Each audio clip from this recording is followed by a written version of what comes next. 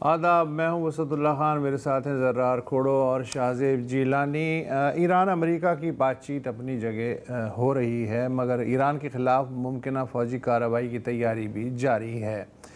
Epstein files نے کچھ دنوں سے بین الاقوامی اشرافیہ کی وکٹیں اڑانا شروع کر دی ہیں۔ آج برطانوی شہزادہ اینڈریو کو حراست میں لے لیا گیا، اور یہ کہ ہم اپنے پاؤں پہ ماحولیاتی کلہاڑی مارنا کب بند کریں گے، اس بارے میں بھی کچھ باتیں کریں گے ہم۔ مگر پہلے واشنگٹن ڈی سی، جہاں غزہ امن بورڈ کا پہلا چوٹی اجلاس جاری ہے، اس میں اسرائیل اور یورپی یونین سمیت 47 وفود شریک ہیں۔ میزبان صدر ٹرمپ حسب معمول اپنے افتتاحی خطاب میں وزیر اعظم شہباز شریف اور فیلڈ مارشل عاصم منیر کی تعریف اور گزشتہ مئی میں 11 ہو گئے 11 بھارتی طیاروں کے مار گرانے کا ذکر نہیں بھولے۔ ٹرمپ نے غزہ امن بورڈ کو عالمی ڈپلومیسی کا ایک منفرد تجربہ قرار دیتے ہوئے کہا کہ میں رہوں نہ رہوں، امن بورڈ کام کرتا رہے گا۔ شاہزیب، آپ نے بھی دیکھی کارروائی؟ جی وسعت، ایک بہت ہی پرفارمنس تھی وہاں پہ، بہت اس کا ارینجمنٹ تھا۔ صدر ٹرمپ نے جو باتیں کیں اس سے واضح طور پہ لگا کہ کئی لوگوں نے یہ کہا کہ جیسے وہ خوابوں کی دنیا میں رہتے ہیں۔ وہ جو تصور وہاں پہ پیش کیا گیا غزہ کے حوالے سے، وہ مجھے تو اس سے یہ یاد آیا کہ ہمارے یہاں جو اشتہار چلتے ہیں نا ویریس سوسائٹیز کے، جس میں کوئی سیلیبریٹی یوں کر کے کھڑا ہوتا ہے اور آپ کو خواب دکھاتے ہیں کہ جی یہاں پہ ہم پیرس بنا دیں گے، اور پتہ چلتا ہے کہ لوگ دھکے کھا رہے ہیں بعد میں اور بنا کچھ بھی نہیں، وہ بلڈر جو ہے پیسے لے کے بھاگ گیا۔ یہ جو ریویرا کا جو پورا کانسیپٹ ہے، یا ریئل اسٹیٹ کی ڈیولپمنٹ کا، ہائی رائزز کا، اسے وہاں پہ مارکیٹ کیا گیا۔ وہاں پہ جو لوگ موجود تھے اس میں جو ایک بات جو کھل کے سامنے آئی، وہ پتہ چلا کہ یہ جو اسٹیبلائزیشن فورس ہے، جو ایک بہت ہی متنازع ہے، ہمارے یہاں بھی اس پہ بہت بحث ہوتی رہی ہے، ہم نے کہا ہے واضح طور پہ کہ ہم اس کا حصہ نہیں ہوں گے۔ وہاں پہ یہ بتایا گیا کہ 5 ملک ہیں جو اپنی فوجیں دینے کے لیے تیار ہیں۔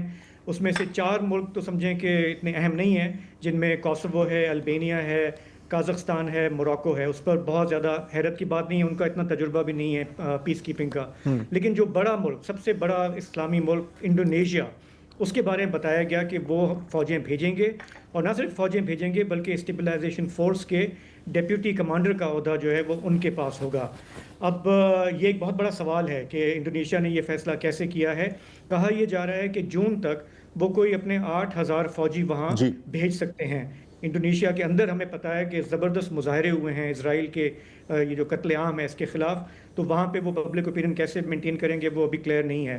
ابھی کچھ دیر پہلے ترکی نے پھر کہا کہ ہم بھی اس فورس کا حصہ بننے کے لیے تیار ہیں، فوجی بھیجنے کے لیے تیار ہیں، لیکن ہم جانتے ہیں کہ اسرائیل کو اس پر اعتراض ہے، اس لیے ترکی کا وہاں جانا مشکل ہو جائے گا۔ ساتھ ہی ہم نے سنا کہ اردن اور ہمسایہ ملک مصر، انہوں نے بھی کہا ہے کہ لا انفورسمنٹ کے حوالے سے، ٹریننگز کے حوالے سے ہم بھی آپ کی ہیلپ کریں گے۔ تو یہ چیزیں ابھی کھل کر سامنے آ گئیں کہ مسلم ممالک کے حوالے سے کہ کون کون پیش ہے اس پورے معاملے میں۔ لیکن جو سب سے جو انٹرسٹنگ بات تھی، انہوں نے کہا کہ جی کہ رفح کے حوالے سے، جو رفح کراسنگ ہے، اس کو انہوں نے کہا کہ جی کہ یہ ہمارا ایک زبردست یہاں پہ ہم شہر بنائیں گے، ہائی رائزز ہوں گی۔ اب یہ ہم جتنا بھی ہم نے یہ غزہ کور کیا ہے پچھلے 2 سال میں، ہم جانتے ہیں کہ یہ وہ شہر ہے غزہ کا جو بالکل آپ سمجھیں کہ سدرن اینڈ پہ ہے، مطلب جو اسرائیلی شہر ہیں جو بارڈر ایریاز پہ، ان میں سب سے دور ہے۔ لیکن یہ بالکل واضح نہیں کیا گیا کہ یہ کیسے ہوگا۔ بہت سارے لوگوں نے یہ پوائنٹ آؤٹ کیا ہے کہ یہ جو بورڈ آف پیس کا جو میٹنگ ہے، اس میں ظاہر ہے کہ فلسطینیوں کی کوئی نمائندگی نہیں ہے، جن کے بارے میں بات ہو رہی ہے، دے ڈونٹ ہیو اینی سے ان اٹ۔ اور بہت سارے ملک ایسے بھی ہیں جو ابھی دور بیٹھے ہوئے ہیں اس سے۔ مثال کے طور پہ امریکہ کے جو یورپی اتحادی ملک ہیں، برطانیہ ہے، اٹلی ہے، جرمنی ہے، انہوں نے کہا ہے کہ جی ہم اس کا حصہ نہیں بنیں گے۔ انہوں نے اپنے آبزرور بھیجے ہیں اس میٹنگ میں۔ فرانس نے تو آبزرور بھیجنے کی بھی زحمت نہیں کی، انہوں نے کہا جی نہ ہمارا آبزرور آئے گا، نہ ہم اس کا حصہ بنیں گے، ہم اس سے دور ہیں۔ تو یورپ کے اندر اس پہ کافی ڈسکوائٹ ہے، وہ سمجھتے ہیں کہ یہ جو ہے ایک طرح سے یو این کو ریپلیس کرنے کا ایک پلان ہے۔ آج ہم نے وہاں پہ اسپیچز میں سنا بار بار انہوں نے کہا کہ جی کہ یو این جو ہے وہ فیل ہو چکی ہے، اس لیے ہمیں یہ بنانا پڑا، اور اب یہ جو ہے یہ یو این کی نگرانی کرے گا۔ ایک موقع پہ یہ بھی اسپیچ میں کہا گیا۔ تو کافی سارے لوگ یہ کہہ رہے ہیں کہ یہ جو یو این اگر فیل ہوئی ہے، مثال کے طور پہ غزہ کے معاملے پہ زبردست فیل ہوئی ہے، تو وہ کیوں ہوئی؟ وہ امریکہ کی وجہ سے ہوئی، کیونکہ بار بار جو بھی ریزولوشن آتے تھے وہ امریکہ اس کو ویٹو کرتا تھا. تو یہ جو پورا پلان ہے اس میں ہم نے دیکھا کہ قطر وہاں پہ تھا، دوسرے مسلم ممالک بھی تھے، انہوں نے پیسے بھی پلیج کیے ہیں. اب وہ پیسے کب آئیں گے؟ کیونکہ ایک سب سے بڑا سوال یہ ہے کہ جو بنیادی مسئلہ ہے غزہ کا وہ ہے آکوپیشن. جب تک وہ حل نہیں ہوتا تو آپ یہ جو ہے جو ہاؤسنگ سوسائٹی کا جو پلان ہوتا ہے ریویرا کا وہ بھلے بنا کے پیش کرتے رہیں. میری اپنی فیلنگ یہ تھی کہ وہاں پہ جو اسپیچز میں نے دیکھی بھی بیٹھ کے آبزرو کی یہاں سے، کافی لوگ وہاں پہ مجبوری میں بیٹھے ہوئے ہیں کیونکہ ان کو پتہ ہے کہ امریکہ سے ہم بہت زیادہ لڑ بھڑ نہیں سکتے، ٹرمپ کو اپنے ساتھ چلانا ہے. تو فی الحال ہاں میں ہاں ملاتے ہوئے آپ چلتے رہو، آگے دیکھی جائے گی کہ ہم کس طرح سے اس کو بیلنس کرتے ہیں. جی اچھا، انور اقبال ہمیں جوائن کر رہے ہیں واشنگٹن سے، لیکن اس سے پہلے کیونکہ ذکر کیا ترکی کا، اور یہ یقیناً میرے لیے ایک انٹرسٹنگ بات تھی کہ ترکی کے وزیر خارجہ فیڈان صاحب نے کہا ہے کہ جی ہم فوج وہاں پر ڈپلوائے کرنے کے لیے تیار ہیں اگر ایسی کوئی ریکویسٹ کی جائے. کیونکہ یہاں پر ہمیشہ سوال پوچھا جا رہا ہے اور ہم بھی بارہ یہ سوال پوچھتے ہیں کہ کیا پاکستانی فوج ڈپلوائے ہوگی. ابھی تک پاکستان کی حکومت نے تو اس سے انکار ہی کیا ہے، یا کم از کم اتنا کہا ہے کہ ہم حماس کو ڈسارم نہیں کریں گے.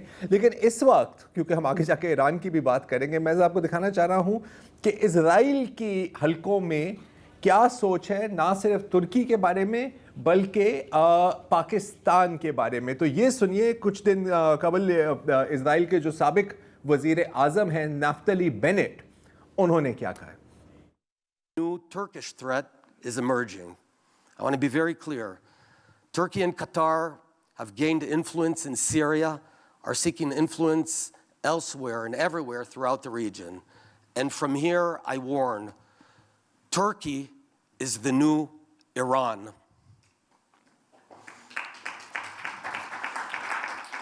Erdogan is sophisticated, dangerous, and he seeks to encircle Israel. We can't close our eyes again. Turkey and Qatar are gaining influence not only in Syria, but also in Gaza, through the front door, and everywhere, and trying to create a new choke rink.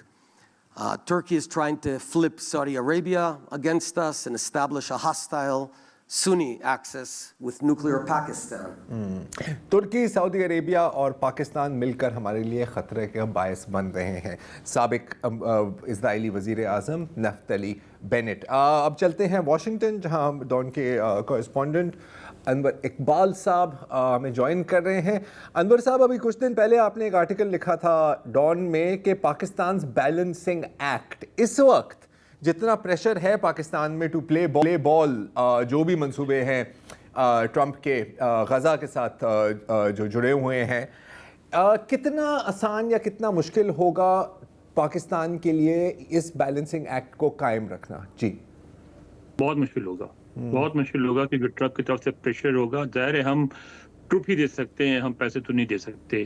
تھوڑا بہت equipment وغیرہ construction material شاید provide کر سکیں، لیکن مین جو ہم سے ایکسپیکٹیشن ہے ٹروپس کی ہے، اور اس معاملے میں ظاہر ہے ہمیں احتیاط سے کام لینا پڑے گا، کیونکہ اس کے ریئیکشن ہوں گے، اس کے ریپرکشنز ہوں گے پاکستان میں اور اسلامک ورلڈ میں.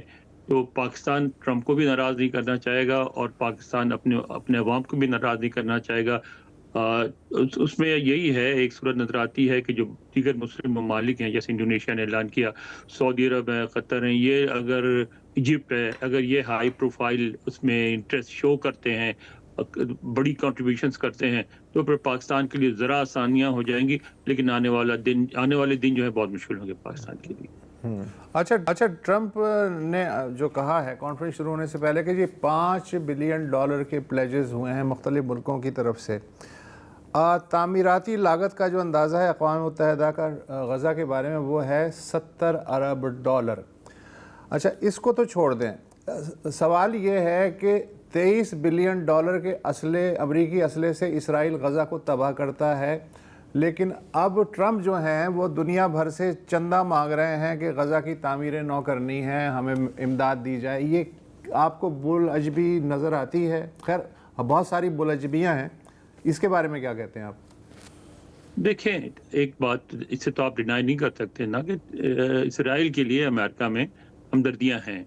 امریکہ اسرائیل کو سپورٹ کرتا ہے، تو آپ یہ ایکسپیکٹ نہیں کر سکتے کہ فلسطینیوں سے یا پاکستانیوں سے یا کسی اور سے بھی امریکہ وہی رویہ رکھے گا، وہی سلوک رکھے گا جو اسرائیل کے ساتھ ہے۔ اسرائیل ایک امریکہ کا سب سے قریب حلیف ہے، یہاں یہی سمجھا جاتا ہے کہ وہ ایک امریکہ کا حصہ ہی ہے اور اس کو ڈیفینڈ کرنا امریکہ کا فرض ہے۔ تو آپ یہ اگر ہم کہیں کہ نہیں اب آپ اس طرح ہی مدد کریں فلسطینیوں کی وہ جس طرح کہ آپ اسرائیلی کو کرتے ہیں، تو یہ تو پھر حقیقت سے چشم پوشی ہوگی نا۔ بالکل۔ اچھا لیکن یہاں جی شاہد اپنا انور، ہم بھی یہ بات کر رہے تھے کہ جو ایک ڈسکنیکٹ ہے زمینی حقائق سے اور جو واشنگٹن میں میٹنگ ہو رہی ہے، مطلب آج بھی وہ بالکل کنونس نظر آتے ہیں کہ میں ہوں مین آف پیس ہوں، میں نے اتنی جنگیں رکوائی ہیں، اور جس وقت وہ یہ پورا اجلاس کر رہے ہیں انہوں نے ایران کا بھی حوالہ دیا کہ وہاں پہ پورا جنگی ساز و سامان جا رہا ہے امریکہ کا ریجن میں، اور سارے لوگ یہ کہہ رہے ہیں کہ جو جس طرح کی ڈپلائمنٹ ہے یہ تو بالکل لگتا ہے کہ جنگ کی تیاری ہے وہ شروع کر دیں گے۔ تو ایک ایسے وقت میں جب عملاً آپ جو ہے جنگ کی تیاری کر رہے ہیں ایک اور مڈل ایسٹ میں، اور وہاں پہ بیٹھ کے پیس کی بات کر رہے ہیں، یہ بات امریکہ کے اندر جو ان کے مخالف حلقے ہیں، ڈیموکریٹس ہیں، کانگریس ہیں، وہاں پہ یہ ڈبیٹ ہو رہا ہے یا کہ یہ کسی کو نظر نہیں آ رہا؟ دیکھیں جہاں تک ایران میں جنگ کی بات ہے، وہ تو اس وقت اگر امریکن میڈیا دیکھو تو ایسا لگ رہا ہے کہ جیسے اب بہت جلد جنگ ہونے والی ہے۔ کرسٹین امانپور جو ہے ان کا تو کہنا ہے کہ شاید کرسٹیان امانپور کا کہ شاید اگلے ہفتے ہی شروع ہو جائے، لیکن میں سمجھتا ہوں کہ نہیں، ابھی اتنی جلدی جنگ نہیں ہوگی۔ ابھی امریکہ اس پہ فوکس کرے گا اور دیکھے گا کہ یہ کتنا کامیاب ہوتا ہے۔ اگر یہ جو بورڈ آف پیس والا سلسلہ کامیاب ہو جاتا ہے تو شاید جنگ نہیں ہوگی، اور یہ ناکام ہو جاتا ہے تو پھر جنگ ہوگی۔ اچھا انور، میں ایک بار پھر ڈپلائمنٹ کی طرف آنا چاہ رہا ہوں۔ مانا کہ یہاں پر بہت خدشے ہیں ڈپلائمنٹ کے، میرے خیال ہے کہ جائز خدشے ہیں۔ اگر باقی مسلم ممالک اس میں حصہ ڈالتے ہیں، ہو سکتا ہے تھوڑا ڈیمیج کنٹرول ہو جائے، لیکن دیر از دی ایلیفنٹ ان دا روم، اور وہ ہے اسرائیل۔ اور پتہ نہیں کیوں مجھے نہیں لگتا کہ اسرائیل کسی بھی قسم کی فورن فورسز کی ڈپلائمنٹ کے حق میں ہوگی غزہ اسٹرپ میں، جہاں پہ بھی وہ deploy who, until and unless وہ اسرائیل کے ہی کہنا مان رہی ہو یا اسرائیل کے ایجنڈے کو پورے کر رہی ہو۔ مجھے یہ امپریشن ہے۔ میں آپ سے جاننا چاہ رہا ہوں کہ آپ کو کیا لگ رہا ہے واشنگٹن سے؟ دیکھیں جو کچھ بھی ہو رہا ہے، یعنی اسرائیل اگر نہیں ایکسیپٹ کرتا اور فوجوں کو نہیں آنے دیتا تو پھر پاکستان اور دوسرے مسلم ممالک کی تو جان چھوٹ جائے گی نا۔ دوسرے مسلم ممالک کا جو مین پرپس ہے کہ کسی طرح وہاں فوجیں آ جائیں تاکہ فلسطینیوں کا قتل عام رک جائے۔ پازیٹیولی بھی تھوڑا سا دیکھیں، اور قتل عام رکنے کی یہی صورت ہے کہ وہاں نیوٹرل فورسز ہوں، اور اگر وہ اسرائیل ایکسیپٹ نہیں کرتا تو پھر ان کا تو مسئلہ ہی حل ہو جاتا ہے۔ تو مطلب ایک طرح سے ون ون سچویشن ہو جاتی ہے۔ مجھے پریشر ہو رہا ہے ڈان اخبار کی طرف جی سر بالکل تھینک یو سو مچ انور صاحب۔ ظاہر ہے کہ ان کی بھی ڈیڈ لائنز ہیں۔ اب یہ تو ابھی چلتا رہے گا بورڈ آف پیس کا سلسلہ۔ میں تھوڑی سی اب بات کرنا چاہ رہا ہوں ایران کی، کیونکہ انور اقبال کا خیال ہے، کئی لوگوں کا خیال ہے کہ جنگ نہیں ہوگی۔ مجھے پتہ نہیں، ایک میں خدشہ بڑھتا جا رہا ہے کہ ہوگی۔ دلائل ایک بڑی دلچسپ بات کہی زرار آج کے اس میں ٹرمپ نے، جو ابھی ہیڈ لائن بن رہی ہے، انہوں نے آج ایک رینڈم وہ بات کی کہ جی کہ 10 دن کے اندر آپ دیکھ لیں گے۔ اب یہ 10 دن کا کہاں سے آیا، وہ کیا ٹائم لائن ہے، کسی کو نہیں سمجھ میں آیا کہ وہ کیا ان کے ذہن میں چل رہا ہے، لیکن انہوں نے اس حوالے سے کہا کہ جی دیکھیں بات چیت چل رہی ہے، ہو سکتا ہے کامیاب ہو جائے، ہو سکتا ہے نہ ہو۔ جی 90 دن میں الیکشن ہوگی۔ ایک وقفہ لیتے ہیں اور پھر تھوڑا سا ایران کی طرف جاتے ہیں۔